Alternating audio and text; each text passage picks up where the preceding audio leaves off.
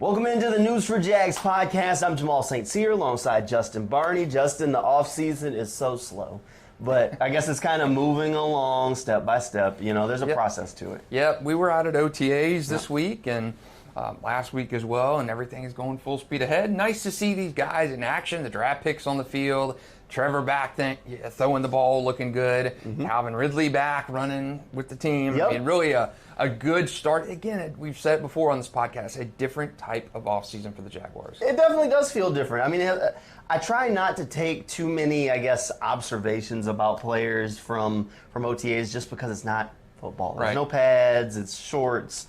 A lot of the guys are only going half speed. Some guys do go full speed, but so it's tough. Like, I've seen people talking about the impact that Kayvon Chaisson's had during practice, but again, this is like a half speed practice where there's only so much contact allowed. Not to take anything away from him, but a couple of guys have stood out. I think everybody's been very impressed with Calvin Ridley. I think that's universally across the board, right? Yeah, absolutely. I mean, you look at what Calvin is, just the impact of Calvin has brought to the team, just with his presence and just being able to be in that locker room. And I don't know who said it, but I know it was an NFL talking head. It said Calvin Ridley, he thought was a top 5 receiver in the NFL right now. So that impact alone, even though we're seeing Calvin run half speed and, slowly, Doug Peterson mentioned this week that they were bringing Calvin Ridley along slowly because, again, he's coming off a season off. He's coming off a broken foot before that. So you're trying to ease him into that rotation and stuff. And Doug said, you got to scale him down. You got to put the bricks on Calvin's feet for a little bit to make him slow down, because he's a guy that really wants to slow down. But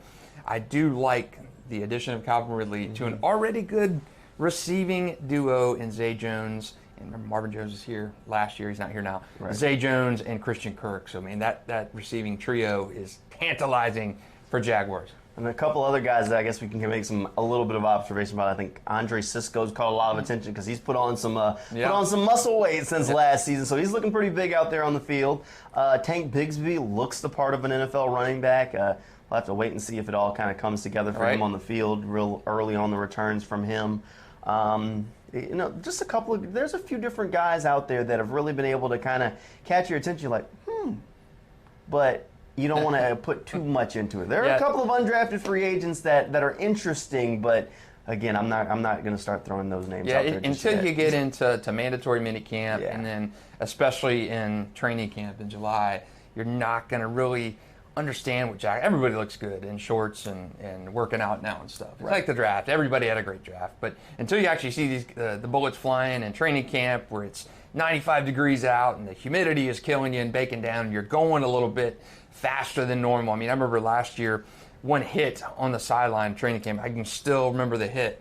Travis Etienne one, Rayshon Jenkins and Travis Etienne, the collision. I mean, that's when you know the sparks are flying for real. The bullets are live in that type of year. So now it's what can it be up this season in training camp. We're getting a glimpse of that, taste of that. The rust getting knocked off, but it's good to see these guys in action, and the guys that Calvin Ridley kind of integrated into that core. All right, we talked a little bit about the guys that have been at training camp or at OTAs. How about the guys that have missed OTAs? Cam Robinson missed week 1. He's back on the field this week, so Cam Robinson is attending. But there's 2 other players. Evan Ingram, who I don't think anybody expected him to be there, just because he's franchise tag and not there. The kind of surprise absence, the one guy under contract for the Jaguars who hasn't been there, is Josh Allen. Now, I get it. Josh is on 1-year deal left. He's on an expiring contract, needs to have a big year, wants a big contract from someone next off season probably, but he hasn't been there. And the question that I guess a lot of people are having is, should they be worried about Josh Allen because this is an absence? Are they going to get a disgruntled player? I don't think Josh is the type of guy. He's a professional. He understands the business side of this thing. I think he's just preparing his own way to try and get ready for a big season. And again, it's the two-sided coin here. It's voluntary, so you don't have to be there, even though coaches strongly, before the NFLPA and the Players Association and coaches were kind of embattled, and there was that friction between the two sides. And we saw this with Urban Meyer drawing the ire of the NFLPA and being massively fined for that. There's been some situations in the league this year where teams have been docked practices and fined for that, running afoul of the NFLPA rules on contact and practice extremes and stuff like that. So again, I don't think you can make too much of this being a voluntary time. Right. Josh is missing mandatory minicamp, and you're into training camp, and he's not there. That's the reason to worry. But Jacksonville has had near perfect attendance. We knew Evan Ingram wasn't going to be there. Cam Robinson was gone the first week of OTAs. Yep. And Josh Allen. So again, I don't look at a Josh Allen missing right now as a bad situation. Again, it's giving a guy like Caleb on Jason time to get in the mix and get some reps and maybe see if you could salvage a Caleb from that situation. So Caleb is a guy who's got a lot to live up to. He's probably going to play somewhere else next year, but hey, he can get some value back for himself and be a missing piece for the Jaguars in the pass rush situation. So we'll talk about that more in a minute. But I think it creates an opportunity for a guy like Caleb. It definitely does. I mean, any extra reps are good for these guys. I don't have a problem with Josh preparing somewhere else. Now, the one thing that you have to look at is these OTAs, while it's great if you're learning the system, if you want to be around your teammates and be with the coaches, by all means. But for a guy like Josh where there's money on the line, and we're talking like $100 million, he can go get his own trainer, spend the exact same amount of time on the field that he would if he was with the Jaguars, and now he's got one-on-one attention for that entire time, as opposed to if you're on the field with the team, you only get a few reps in each drill, and you only get so much time where the coach is really focused on you. So Josh is just he should just be prioritizing his workflow to make sure that he's at his best for this season, because this is a big year. This is this is one of those career-defining years for him. Yeah, you're talking about either he comes back here and they pay him as a guy they've drafted and developed and gets that big second contract. The second contract's always bigger than the first. So if you're Josh Allen, you can parlay this year, a consistent year, into something that's a 4 or 5 year contract in that 100, that massive contract kind of range that these players, these first round picks, are hoping to see in that second contract. Again, I don't have a problem with Josh not being here, even though there's near perfect attendance, and I'm sure publicly Doug Peterson is saying the right things, but I'm sure he's thinking to himself, man, I wish my veteran leader was here. I wish that he was here. Yeah. But again, you're going to say the right things if you're Doug Peterson. And again, it is voluntary. Yeah, it is voluntary. Hey, would you come to work if it was voluntary? Of course I would. Why wouldn't I? I mean, so ask yourself that. If you're Jamal St. Cyr and you were given the opportunity of saying working at home, or maybe.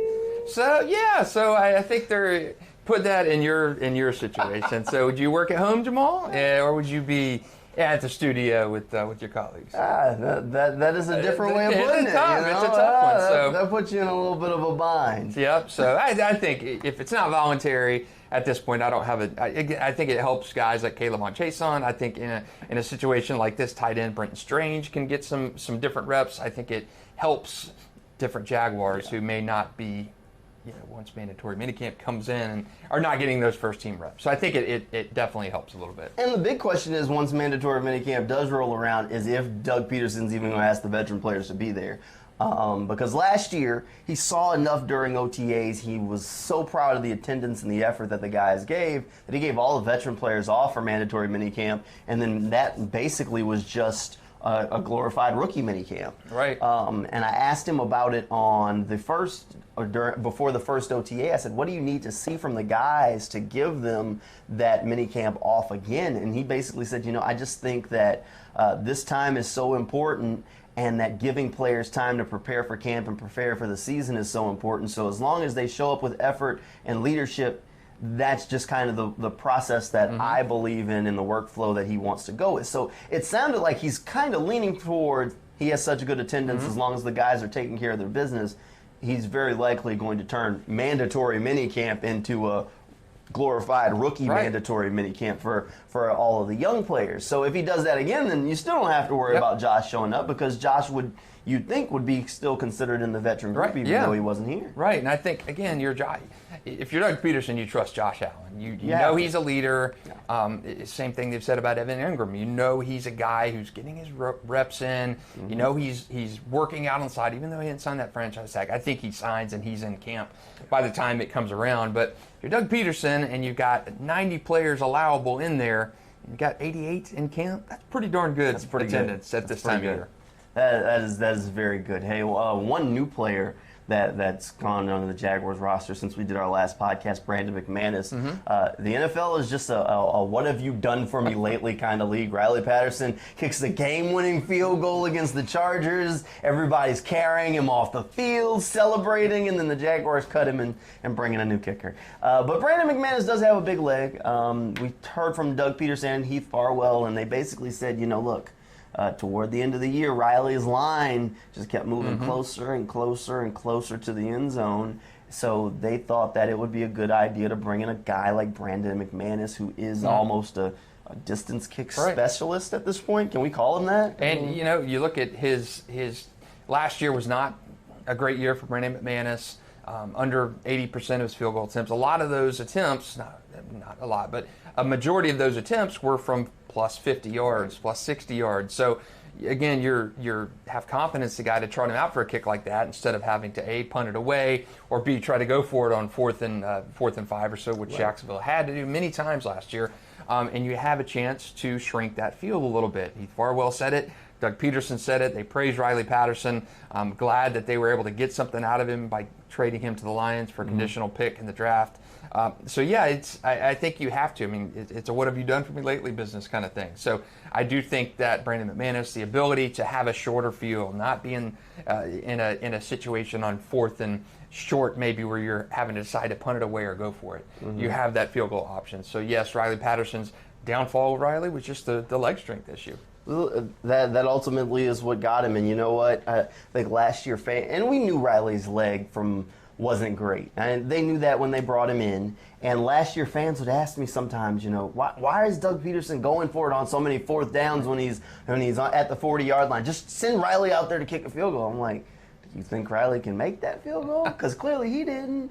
And ultimately, that's what Doug and Heath both echoed in the press conference the other day, was that, maybe some of those fourth downs you have a little bit more confidence that you can trot out and just take the 3 now, because ultimately before he was like, all right, do I leave Trevor Lawrence on the field or do I send Riley Patterson out? And I know this isn't like his green zone just yet. And that was the debate that was going on. I think many of the fans had just a little bit more confidence in Riley's leg than the coaching staff did. It doesn't sound that big of a deal, but it's a big deal. If you're at 4th and 3 on the 40-yard line, you've now got a chance with Brandon McManus to kick a 57-yarder.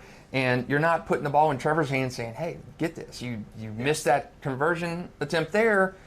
The other team, that's a short field for them to get 3 points. So I think it's a massive change. You're just talking 5 to 7 yards difference. But, again, we've seen how many times in the past where that is a massive difference. And now you've got a chance for Brandon McManus to get out there and line up and take a 57-yard field goal on 4th and 3, as opposed to Riley Patterson, where you're going for Trevor, asking Trevor to make a 4th and 3 throw, or you're, by God, punting it and trying to angle it down there inside the 5. So I think Brandon McManus, the leg strength, his ability in this league for 10 years to get it done, really opens up things for the Jaguars. And you heard that in Heath Farwell's voice this week, that you got to have that leg, and they felt Brandon McManus had the leg to do that, and he actually reached out to the Jaguars to come to play here. How things have changed in just one offseason for the Jaguars. It's crazy. You got coaches saying, well, this guy texted me and said he wanted to come to Jacksonville. It's like, okay, well, he clearly had some thoughts about Riley's hold on the job, but it's great to hear a player say, you know what, I want to come to Jacksonville. And you start to hope that more players are thinking that, and I think that kind of brings us to the next topic. You mentioned you wanted to talk about some of the moves that the Jaguars didn't make this offseason, and if we had to pick one. Yeah, I think you look at broad picture in this situation, and we talked about this before we came on, but if there was one move or one position grouping which didn't get that maintenance like you wanted to see in the offseason, what would that be? And I'll start first. I think you've got to go pass rush to me. I think you really needed to address pass rush, and I know you were limited financially what you could do salary cap-wise. The big spending year was last season when you wrote those checks and you said, hey, come on, play in Jacksonville. Maybe overpaid for some guys, but last year was the big thing. You didn't address pass rush, and you were hoping Trayvon Walker would do that this year. Now, it's interesting to me that Doug Peterson says in year 2, you expect to see that growth. I mean, he addressed it. He was talking about the receivers, the guys in the second year of this offensive system, the Christian Kirks and Zay Jones, you really take that second year step forward. But again, I think you're hoping for Trayvon Walker to blossom in this second year, but I really think Jacksonville should have addressed pass rusher early in the draft, and it did. Second round, they ended up going tight end in the second round, offensive tackle in the first round. I really think they should have addressed pass rusher earlier in the draft than they did. I know they went Maryland and edge rusher, I'm slipping my name right now, Abdullah. Oh, Yasir Abdullah. Yep, so you from went Louisville. Okay, you went Yasir Abdullah, and he's that kind of poor man's pass rusher. Had exceptional success getting to the quarterback. But are you willing to bet that draft pick injects that line and takes the next step? I don't think it is. Yeah. I think that's a depth pickup, and he may be a situational guy like a DeJuan Smoot at some point. But I really think you needed to address pass rush help. Pass rush help. That was the Achilles heel last year. You lost Arden Key. He brought that spunk last year. You don't have that. What did you replace him with? What did you replace DeJuan Smoot with? I guess you're hoping Jordan Smith comes back and can give you meaningful reps and get to the quarterback. We talked to him this week. He's excited about being healthy and getting back into that. There's some free agent options still on the market. Yannick Ngakoue back in Jacksonville, perhaps. But I think if I'm looking at broad overview, offseason, the move I think they needed to address, and they didn't, is pass rush help.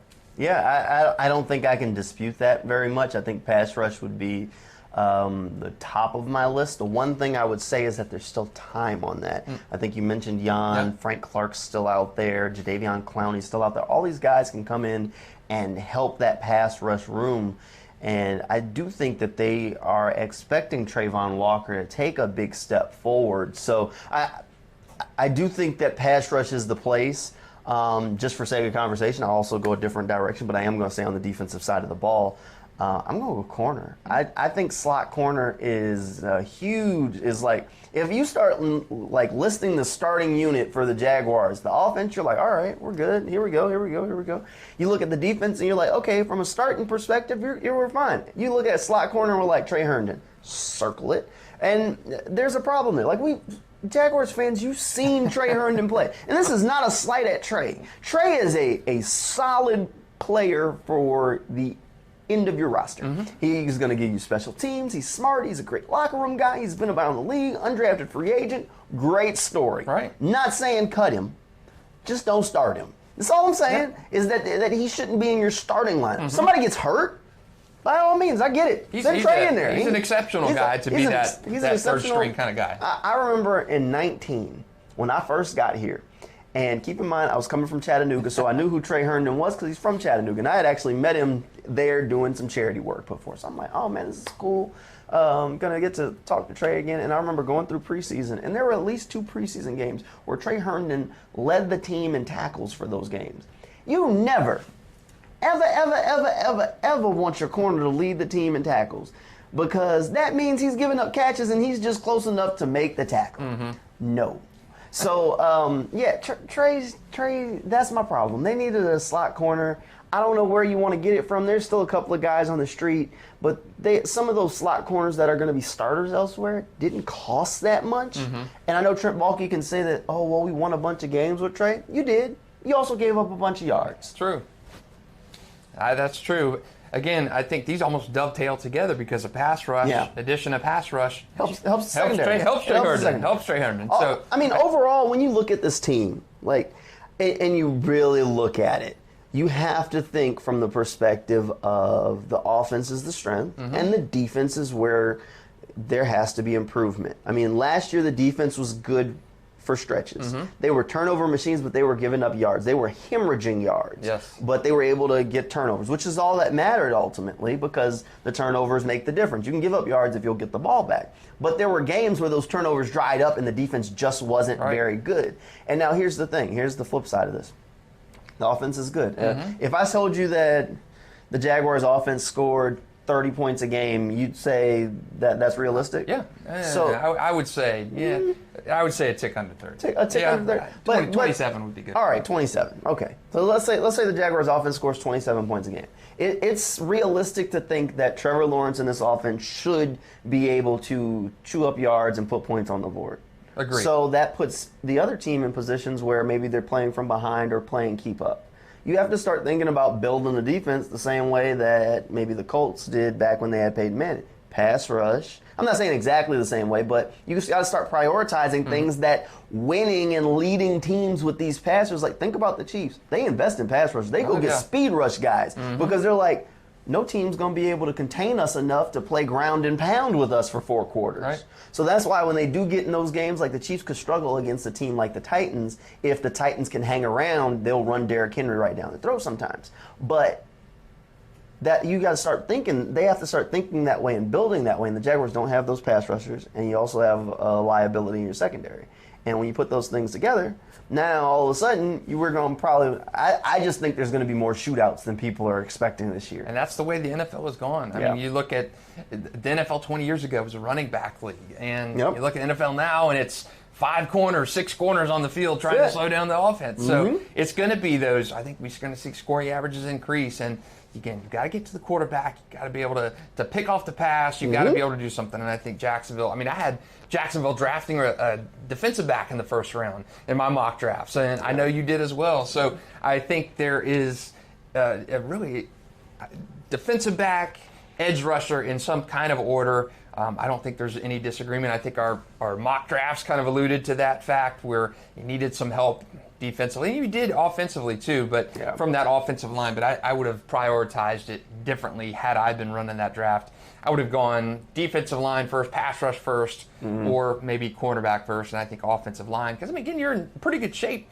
offensive line. You're playing for the future for the offensive line with Anton Harrison. But I do think that defensively should have probably been with one of those 2 positions. Because, again, I had cornerback in the first round for me as well in my mock. So I think defensive line, edge rusher, cornerback, I think that grouping as a whole was not really addressed in the offseason. But again, Jaguars were maintenance kind of offseason mode after having spent so much last year. So you didn't have the money to go out and spend and get a big pass rusher. There's still some guys, maybe a Jan reunion. I would not be disappointed in that. No. You know what you're getting with Unique and Ngakoue? You're going to get 7, 8 sacks, and that's going to be fine. And that replaces the Arden Key. That replaces maybe a little bit of Dwan Smoot, too. So that could be an option. You get a guy like Jan, you get a guy like Jadeveon Clowney, 2 veteran guys that would make sense. Justin Houston, Melvin Ingram, both on the street, and both are pass rush specialists toward the end of their career, both seeking out rings at this point or playing time. The pass rush can get a boost. The secondary boost is a little bit difficult. If you had to pick one spot on the offense, where would you go? Because the offense, I feel like, is pretty sewed up. I know where I'd go, but where would you go? Oh, this is tough. Yeah. I would have said before tight end, but I think with Evan Ingram and Brenton Strange, I think Brenton Strange is going to be a good player. He's a little bit like an Evan Ingram, and he could be the option next year, even as soon as 2024. If Evan Ingram prices himself out of Jacksonville, I would have. I don't know. It's tough for me. It's tough for me because offense, I think, is sewn up a little bit more than normal. I mean, think Anton Harrison, you're going to probably plug him in at guard to get some reps to start. So I don't know about that. I don't know. But I mean, if it was me, I'd say the interior offensive line. I think that's the one spot where I would have liked to see them at least add a cost-effective veteran player. Because they're one setback away from being in a world of trouble. Right, yeah. I agree. Luke Fortner is your starting center, which is great. Tyler Shatley is your backup center and your starting left guard because Ben Bartch still isn't practicing and they're not sure he'll be ready for his training camp. If Bartch has a setback, all of a sudden now you got Shatley as a straight-up starter with now who's your backup there? And you got Brandon Sheriff, who's had injury problems in his career. Rooting for Cooper Hodges, who is the local guy from Baker County. But again, 7th round. Was he 7th round or 6th round? 7th round. 7th round draft pick, so you not exactly can be too confident in what he's going to bring you. Cole Van Lanen was not good in the limited action that we saw from him last year. So there's not exactly depth in that position group. Like I could easily see Cooper Hodges rise up that group very easily as a 7th round pick. So to me, I would have liked to have seen them add a little bit of depth there, just with the uncertainty surrounding Ben Barch. Makes sense. If you're in the interior. Now, if you're correct that Anton Harrison ends up starting at guard, they're fine. I don't think he's going to do that, though. I think he's obviously a tackle of the future as soon as 2024. I think. But the Cam, I mean, Cam's not going anywhere this year. You know, we still haven't heard a ton about suspension. Right. You know, let's say week 7. That offensive line is full strength. We'll just say Cam Robinson's gone for 6 games, right? Sure. 6 games is what's been reported. Let's say 6. Okay. Walker Little at left tackle to start. Yep. Anton Harrison at right tackle to start. Right. Okay, so that's the tackle situation. Week 7, okay, you get Cam back in the situation. Does he go into left tackle, Walker to right, and Anton on the bench, or does Anton slide into a guard spot? I mean, what do you do in that situation? Who sits in that? I think you leave Cam on the bench at that point. If Walker's playing well, I think Walker at that point has a 6-game audition for the job. Yeah. Okay. I think Walker has a 6-game. If Cam is suspended for 6 weeks, I think ultimately Walker has a 6-game audition. If Walker struggles, then you send him back to the bench, or you shuffle the lineup if you need to. But if Walker locks down that tackle position like some people think he can and will, then I think Walker's your starter. And again, Anton has a 6-game audition. Yeah. The problem becomes that Cam has also never played right. And not in his career in the NFL. He's always been a left. Mm-hmm. So he's probably a little bit more comfortable with it than Walker. But you start trying to shuffle all these pieces on the offensive line midway through the season where it's really going to depend on how those first 6 weeks go. Like if they roll out of those first 6 weeks and they're rolling, like 5-1 rolling, they ain't changing the offensive line. Cam, go sit down somewhere. You good. And even if they come out of the first 6 weeks and they're 3-3, but Walker Little and Harrison both look good, Cam will sit on the bench. And that's the 6-game audition. That's the tackle pairing for 2024. Cam Robinson's not coming back in 2024. No.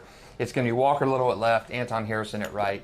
And I did see a lot of Anton Harrison in OTAs this week working at right tackle. So Walker at left, Anton at right, Cam Robinson still this is first week back in OTAs. Still don't know where he is medically. Toward that meniscus last year. But all things considered, at worst in week 7, health, presuming health is a good situation, sure, you're going to have one tackle on the bench who can come in and play. And that's whoever that's going to be. You mentioned it's going to be determined by those first 6 weeks. I agree with that. Yeah. But you're going to have one tackle coming off the bench who's going to be pretty darn good. Hey, that's a good problem to have. Yes. And you know what, Jag Twins? You can take solace in the fact that the Jaguars have good problems to have at a lot of positions. So it should be a fun ride this year.